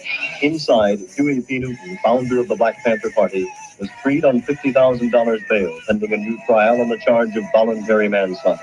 It was a beautiful thing. There had to be 5,000 people there to see Huey get out of jail. When he could be seen above the crowd, Newton tore off his convict shirt. It was a gesture of defiance, of contempt for white authority. It was such a joyous day because it showed people the power of the people. People walked up and down. They swore Huey, get in the gas chamber. He would never see the streets again. But here he is out on the streets. And that was a people's victory. It seems a remarkable moment of vindication. What nobody can imagine is The party is about to tear itself apart. Okay, so here you have a situation where Huey was let loose and freed. But again, we're about to tear each other apart. Why do we tear each other apart? Because we have Negroes who have filtrated within the Black Panther Party. So then my question to you as a native of people, when we talk about patterns in America, thank you for those who chimed in. We got 20 people, 22 people watching. Yes, and hopefully there'll be more in the future. And I've had more. I know it's early in the morning right now. It's 3:45 in California. And I just felt like going live. I wanted to talk about where we are as a people, and when we talk about the rights of Black Americans. And many of you guys are out there and you're watching and you chiming in. You know, will ADOS come together? Will FBA come together? And ADOS is African Americans, descendants of slaves, and of course, FBA when we talk about Black Americans. That's a good question. I don't know. I think it's constantly evolving. Like people are changing their name. They don't want to be they don't want to be connected to Yvette. They want to become their own entity. Chateau slaves. I done heard all kind of different names. Whatever the case may be, we are still descendant of slaves that should know our genealogy. We should know our DNA. We should know our history. And a lot of that you can look through your grandparents, your parents' parents, and you would know who they are. And I should be sleeping a social Jew, but these social causes are still pulling at our hearts, Pam. So I totally agree with you on that one. Using immigration undermines the Black Americans. Absolutely. We are being undermined. We're being used because we know our rights. And we, as you can see, we're very poignant in what we were able to put out there, how we were able to come together and change and reframe and get government to pull back on us. But they broke us up. They filtrated in us. They lied on us. And they worked with the media and other politicians. And they bought off Black politicians to keep us suppressed. We are still the most suppressed and act upon people. In the meantime, what you're finding out now is you're having a bunch of Latinos and Black Africans who are coming here, and English Africans who are replacing us. And that's a problem. Shout out for the sister who's calling in from Watson, Los Angeles. Honey, Watson, Los Angeles did a lot back in the days of the 60s, for sure, for sure. I definitely would agree with you on that one. FBI is solid. DOS, okay, descendants of American slaves is more. Okay, I would agree with you on that. But the challenge is most folks don't know if they're a descendant. Now, you explain that one to me. Most folks don't even know that they are a descendant. They don't identify who and what they are. And until they identify that, you can forget it. They're on another rampage going on. Right. We know damn well we're not Black. Okay. Just what they called us. Okay. We do have an identifier. We really are Negroes. And if you look at history and we talk about the 1800s, I told you the terminology Negro had a clarification of what we were. But then there was a Chinese a legislator who said that Black people didn't want to be called Negroes. And then we become people of color and African American. And then you muddle the identification of a culture of people, which empowers and infuses another culture of people. And that's the problem that we see in this country today. We do need to learn our history. And we do need to learn the patterns of grandparents and grandfathers. And that is so true. And I've said this. Thank you, Mama Bear. When we talk about, what year were you born? What year was your grandfather born? What year was your great-grandfather born? When you start realizing that some of you guys might be 2-3 generations removed from slavery. So when white people may tell you, well, you don't know where you come from, you need to know those stats. Because once you know those stats, because I've quoted my stats off to people, and they go, oh, you know that. You know your history. Like I'm some kind of illiterate Negro. Well, a lot of stuff you can find out by doing Census Bureaus and looking up through, I told you, Amazon. No, excuse me. It's late. I mean, it's early in the morning. I'm up late. We're talking about Ancestry.com. When we pull up Ancestry.com and those little leaves come in on the tree and it starts showing your patterns of your grandparents, when they were born, the birth certificate. There's military records that are out there. There's Census Bureau records that are out there. And if you Negroes don't want to do your homework to find out what kind of Negro you are, that's your own fault. So These people want to hold something over you by having you not even know your own damn history. And that's a problem in this country. We all need to work together in identifying where we come from. Yeah, white folks are the cause of black people breaking up black families, but so are black people. Those same black people that they hired, remember? They hired, filtrated within our community to break us up. And that's the sad part. So anyway, I'm going to do another part 2 of this tomorrow or maybe the next couple of days. Please leave in the comment section if you like this video. If you want me to do more videos like this that we talk about empowerment, I want to do a whole video. I might talk about Angela Davis and a couple other people. But I want you to understand the revolutionary history and the foundation of what these people did to fight for you. And if you're going to start giving it away to these Latins and these Hispanics and these immigrants and these people who write articles like you saw earlier, where they come up and they're going to tell you that there's a new migration of blacks in America, and everybody has readily took that word and made it their own, you got a problem. Because these people are not your neighbor and they're not your ally. They're not working in your best interest or preserving the history of your people. And until you understand the preserve factors that are needed to maintain a structure of your children's future in this country, you got problems, black people. Because we're about to go into a major inflation, major eviction, major foreclosures, and major lack of funds. You cannot trust this administration to keep kicking the can down the road and cutting you a check, cutting you a check, cutting you a check. You need to get yourself in a position where you know you got some type of cash flow coming in. Like when I played that game with Pam and a couple others, we were talking about Rich Dad Poor Dad. You need to learn about cash flow. And you need to realize that if you know you're in a position where you're overspending or your lifestyle is a little bit too much, you need to downspend. I talked to a friend of mine whose friend lived in Florida, and he knew that he could not afford to live in Florida. Honey, he bought a mini little mansion in Mississippi. And she said, have you ever lived in Mississippi? He said, nope, but I can afford it. Find a way to get yourself prepared so that you're not dismantled for the situation we're about to embark upon in the upcoming years and maybe upcoming future months in this country. I don't want to see my people in this position, but many of you guys will be like this because you're not listening, you're not communicating, you're not bartering with the right people, you're not co-opting with the right family members. They don't have to be blood related. Find people that have the same camaraderie, same ideology that you do, that has an openness and a conscious awareness of what this country entails and what it has done. Because the patterns of what they're doing to black people, they are not going to change. It is going to get worse. They're already filtering you in with see how they filtered in those people within the Panther movement? That's what they did, and that's what they're doing within the black culture. They're filtering in these migrants and immigrants and anyone that wants to self-identify. Like I told, let me show you this one more time before I hang up. This whole self-identify. How the hell are you going to self-identify yourself as a Negro? Well, let me tell you how you self-identify yourself. At the same time, black population race, let me play this for you one more time so they can read it too. How these Hispanics and everybody want to be black. At the same time, the black population's racial self-identification is changing. Among those who self-identify as black or African American, the share who say it is their only racial or ethnic identification has declined over the past 2 decades.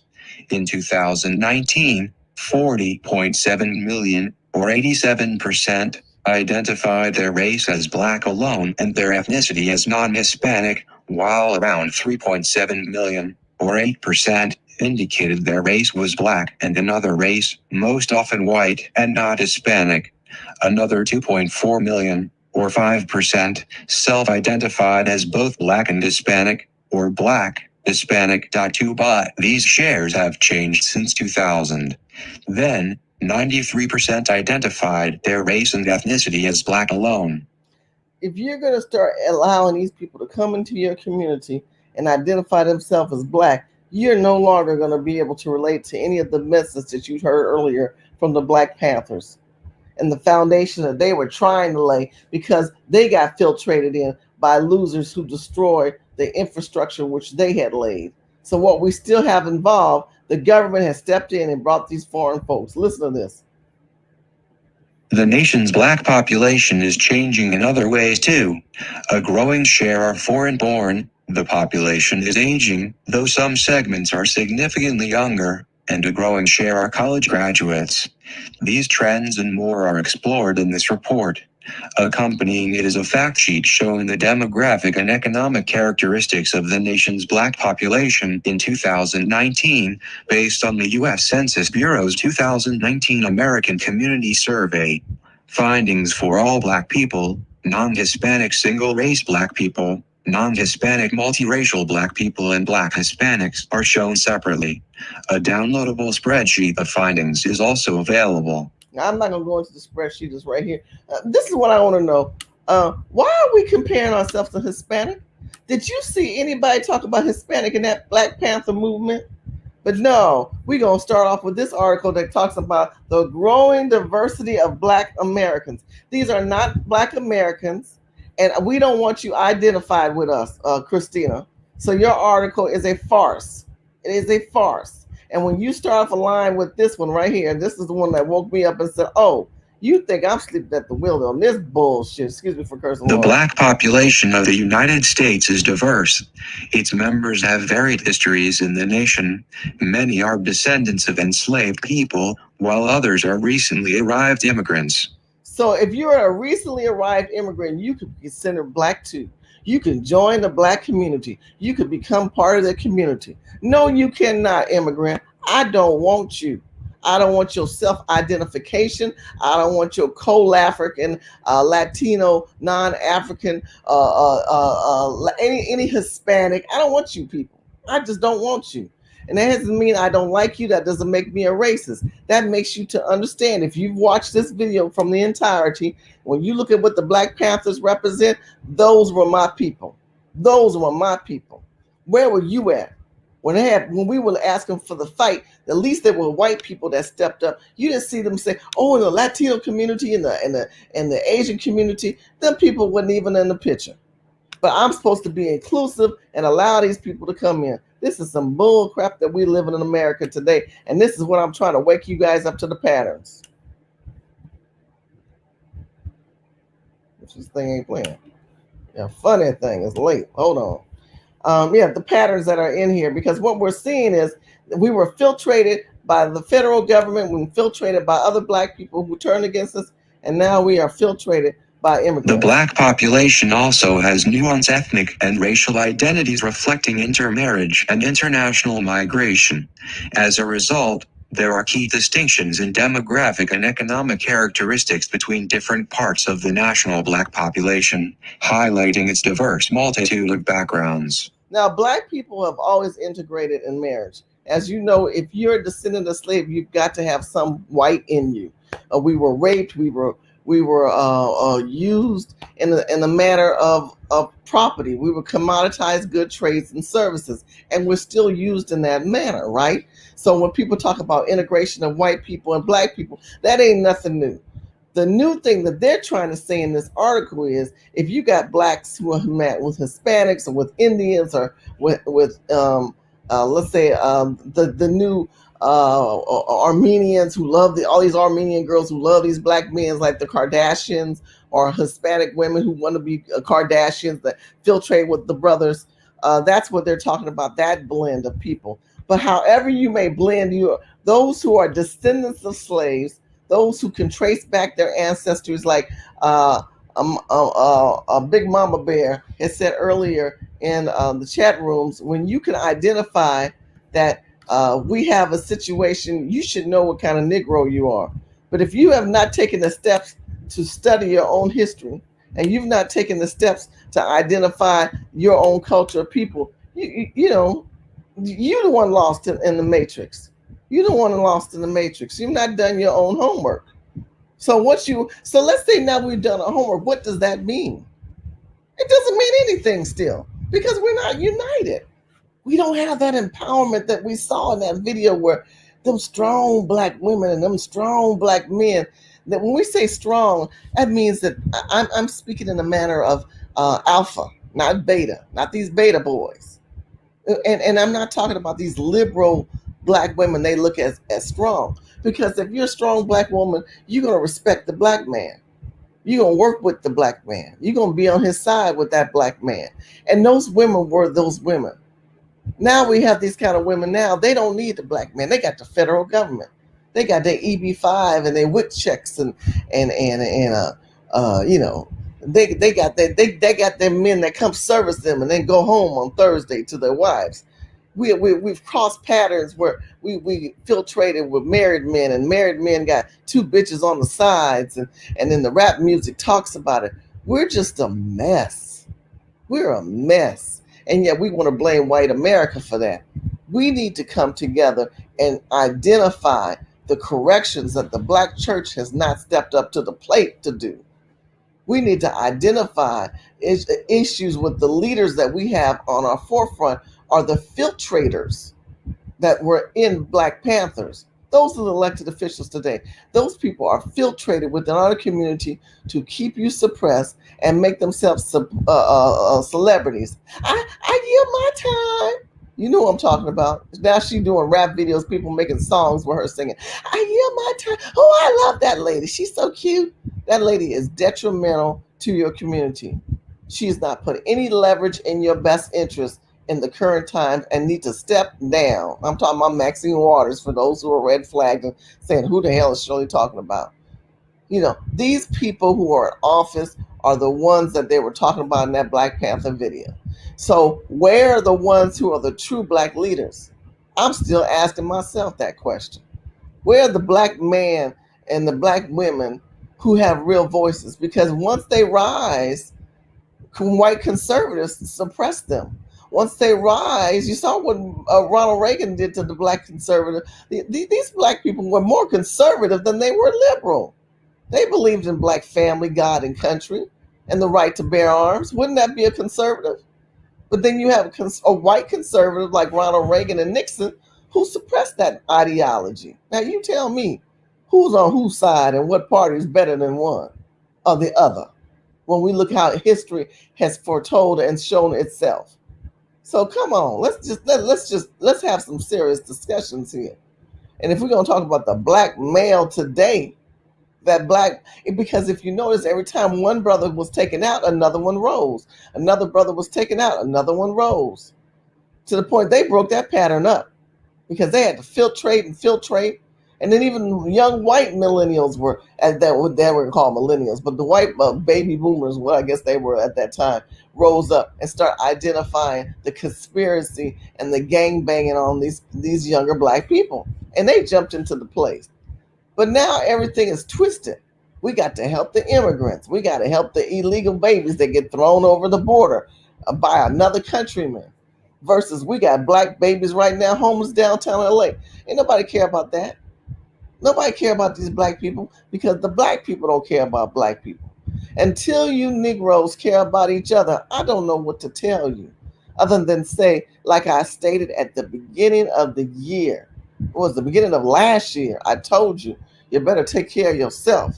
You need to start having a plan of action for yourself.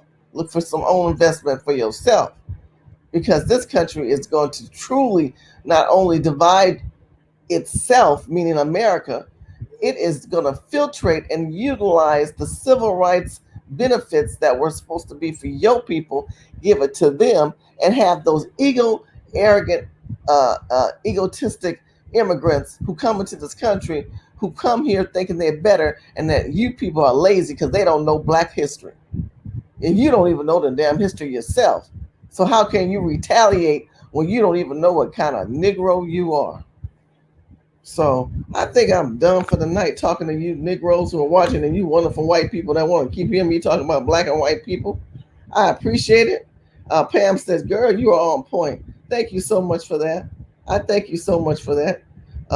Kim says she agrees. I appreciate that we have to have a clarification on the type of African American we are, the type of Negro we are. We are a people that have no home to go to, so that you leave with this notion in your head. The rest of the people can go back to Mexico and China and Japan. They can go back to India and They can go back to their Native American tribe areas. They can go back to El Salvadorians.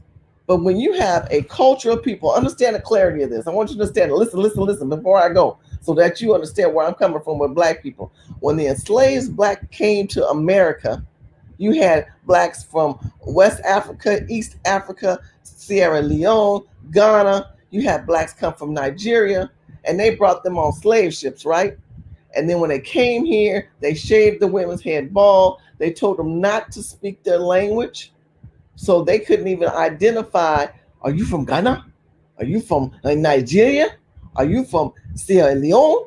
No, you are just another nigger, a Negro. That's all they identified. So history has told itself, passed through time, they have erased our infrastructure of our abilities to go back. They didn't think DNA would come onto the scene. That's how we were able to trace back. Today, we can do DNA.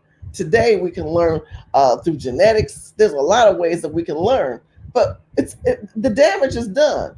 I've got Nigerian and I've got Sierra Leone, but do I relate to any of them people? Do I understand any of those people? Do I relate to the culture or the food of those people? No, because white America has created a new subculture of Black America. And these Black people are my people.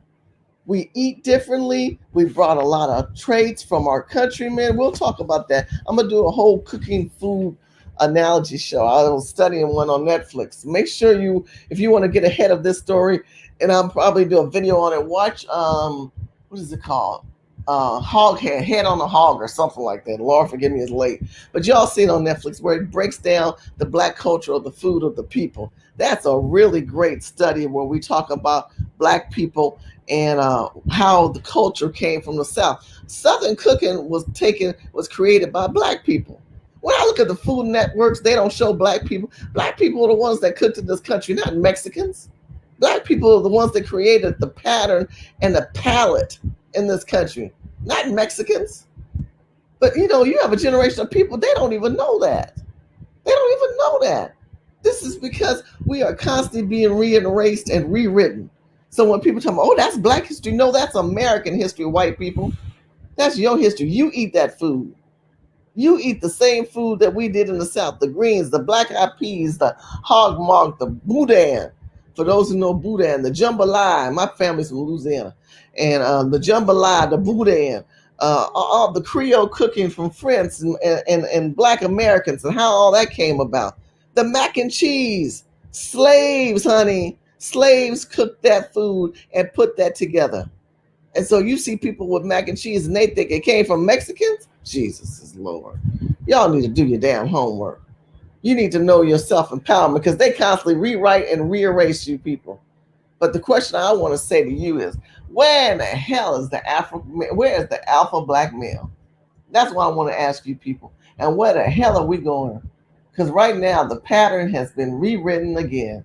The filtrators of our communities are the elected officials and those in power who don't care about you, and the people that are replacing you are migrants, immigrants, and self-identified Negroes. People who call themselves self-identified Blacks. That's some bull crap right there. God bless you. Good night. Please make sure you subscribe, like this video. Let me know by sending some likes. Let me know by putting some comments after this video. Please share this on your YouTube, Facebook, Twitter, Instagram platforms. And let's continue on the conversation of love, peace, and happiness and knowledge, because knowledge is power. We must continue to move forward. We must continue to acknowledge those of us who are out there who want to claim our rights, our birthrights. And I'm just kind of sick of these people. I'm sick of these people, and I'm sick of us not being conscious that there were people before us who laid down their lives. Those Black Panthers laid down their lives, and I want us all to always remember them, and then you remember yourself. Good night, people. Love you. Thank you for your time.